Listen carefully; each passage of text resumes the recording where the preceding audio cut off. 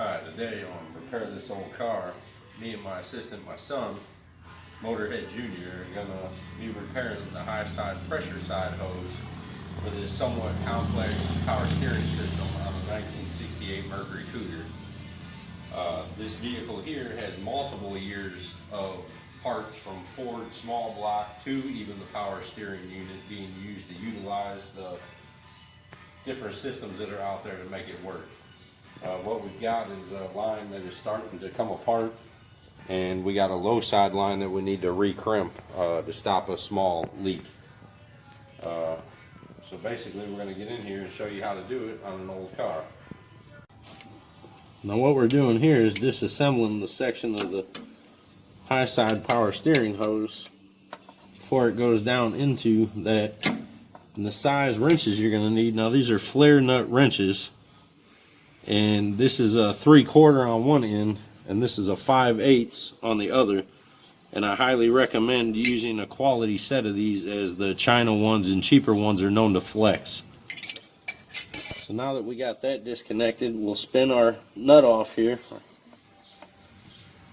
We'll spin that off.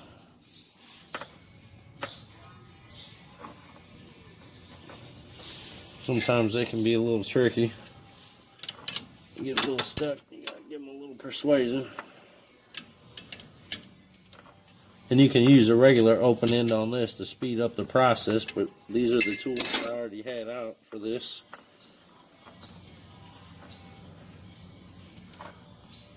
And as you can see, I pre-drained the power steering pump so we didn't end up with a big old mess down here.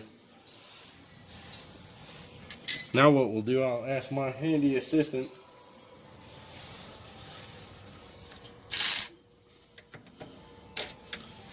we grabbed the wrong one there. We need a 7/16 instead of 3/8.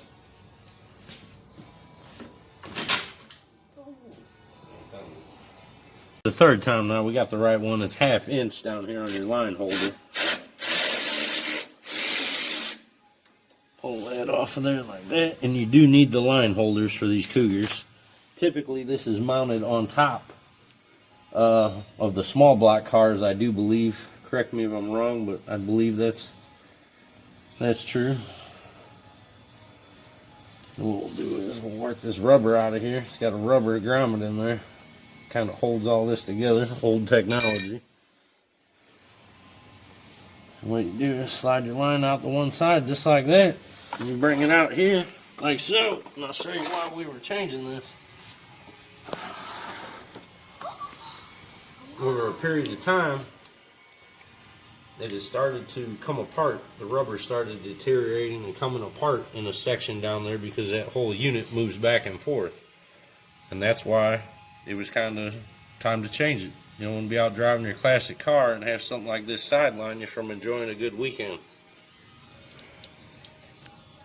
Alright, now we sourced the parts for this repair. We ended up getting them from Summit, but I ended up doing the research through Napa. Napa is a very good source for a lot of your classics and muscle cars. For the parts and the part numbers is the key, because it'll show you original manufacturer part numbers. And that's how I cross-referenced this through Summits online and found it. And the company that makes this, I believe, is Edelman's. Don't hold me to it, but I believe it's Edelman's. And we ended up paying $11.99 for that. Most of your parts stores, Joe down the road or the other Joe down the road, there's about 4 major Joe down the road brands, but they're going to charge you about $25 to $30 for the same line. So they don't pay me to advertise, but Summit's never left me high and dry, and delivery is always pretty fast. So if you're looking for parts, it's a good place to look. So basically they send you this, apparently for other applications. It's a brass adapter fitting that takes it from one size to another.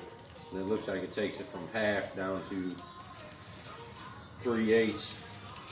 And basically you hang on to this type of stuff to where if you ever got to repair something else, you can repair it, right? Yeah. Right? How many times have we taken just random stuff that you get from other stuff, or it's old from something else, and you save it every time? How much money does this save us? Money it saved us. Sweat equity, not so much. You gotta have the know-how and the sweat. In the shop dog.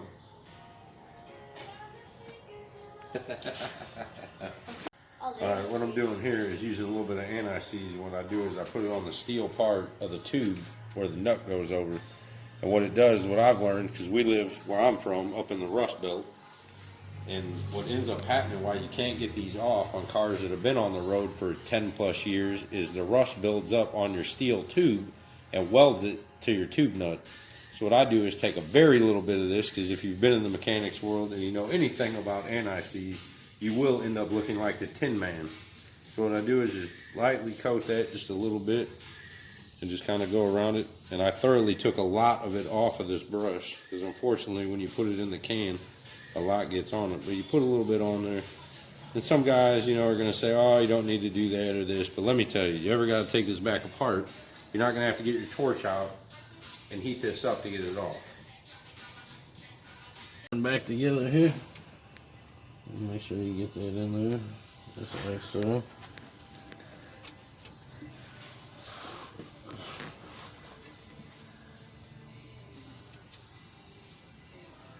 Get it started here by hand. Get it all lined up.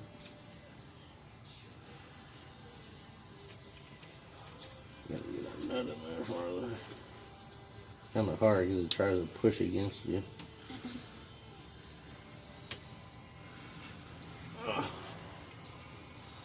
It's not the easiest thing to do on your back. I should have put it on the lift.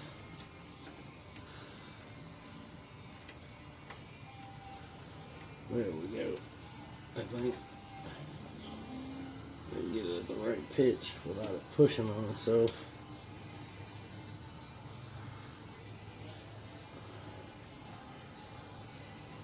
We got her there that time.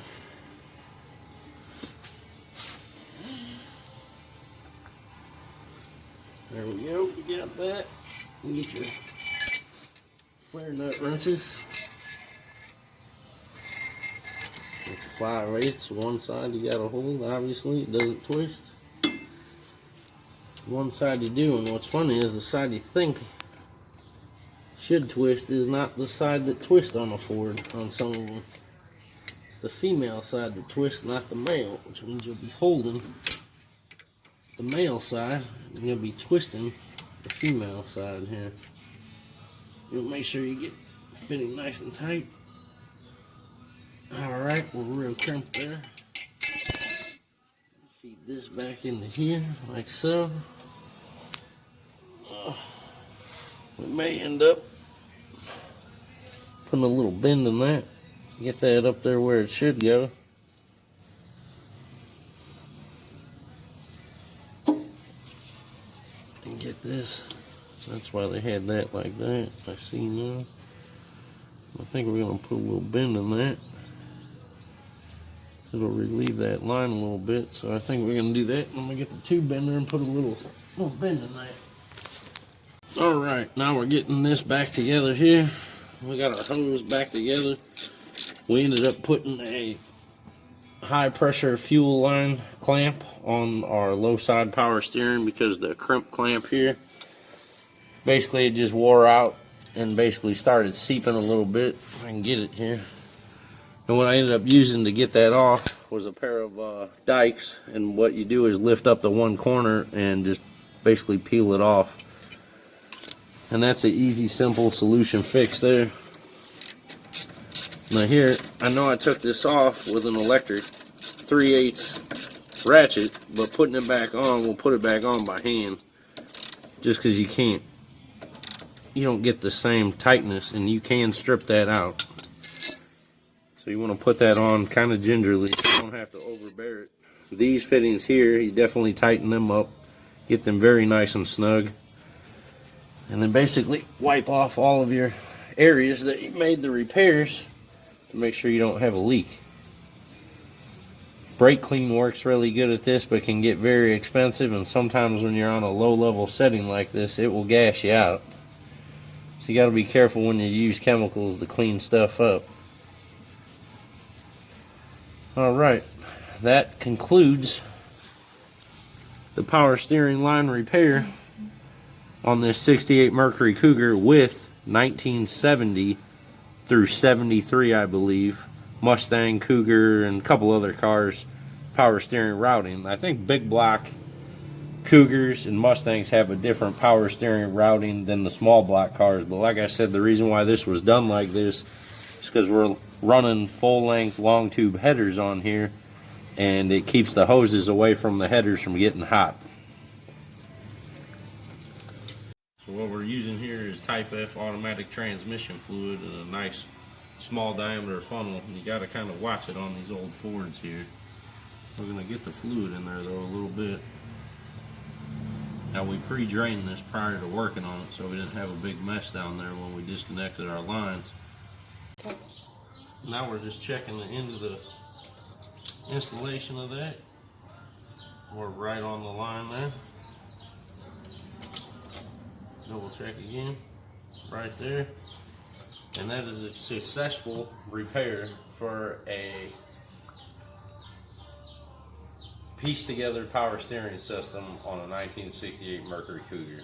Turn it up.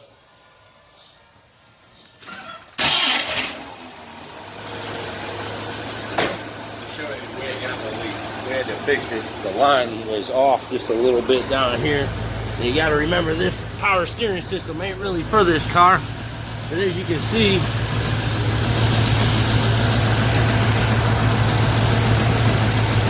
there's no leak coming from where we put the line in. You can see there's no leaks where we got the rest of the lines, and where we even put the high pressure fuel line fitted.